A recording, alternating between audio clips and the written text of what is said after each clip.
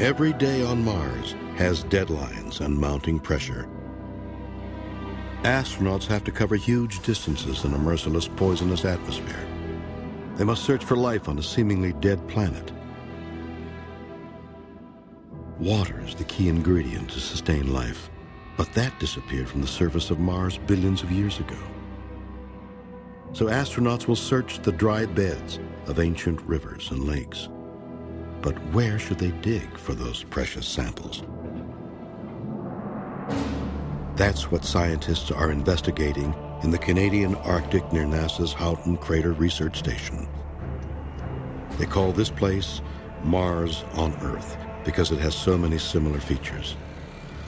A perfect stage to rehearse the search for life on the Red Planet.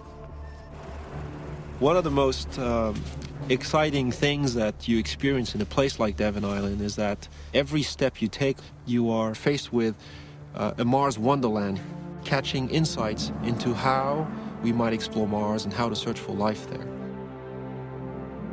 So Mars has a vast canyon system with many tributary canyons. It's still a mystery as to how they formed exactly. One theory is that they were formed just as they were on Devon Island, carved out by the movement of large bodies of ice. And there's another striking similarity. We found astonishing resemblances between the valley networks on Mars and the valley networks that we see here on Devon Island, formed a long time ago by the melting of a large ice sheet that covered all of this land. And so we are wondering now if some of the ancient valley networks that we see on Mars might have been formed by ice sheets that are now gone from the surface of Mars. But the most famous Martian feature of Devon Island is Houghton Crater, one of the best preserved large impact craters on Earth. If there's anything alive on Mars, odds are it's bacteria. Canadian Space Agency's geologist Gordon Osinski agrees. What he discovered here may change the way astronauts search for them in the thousands of craters that pockmark the face of Mars. At first glance, it seems impossible that anything could survive in this polar desert. But under 90% of the rocks are colonies of a green bacteria. They're there because underneath this rock, they're protected from the intense UV radiation. It's a slightly warmer, wetter environment.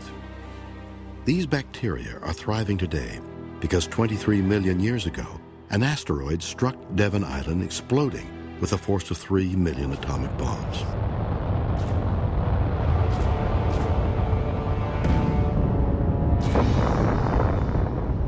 It blasted a crater larger than the island of Manhattan and deeper than the Grand Canyon. Boulders the size of buses were thrown 10 kilometers from the impact. Billions of tons of fractured rock were heaved up, forming these huge gray hills.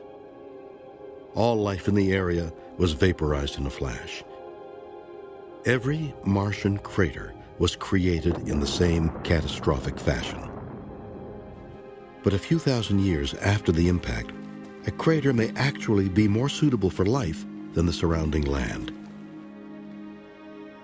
Now, this is a very interesting rock we have here.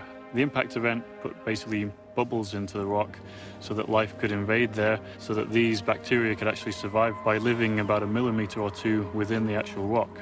On early Mars, the underside of rocks and within the cracks within the rocks would be a great place for life to thrive, where it's protected from the intense cold and the intense radiation.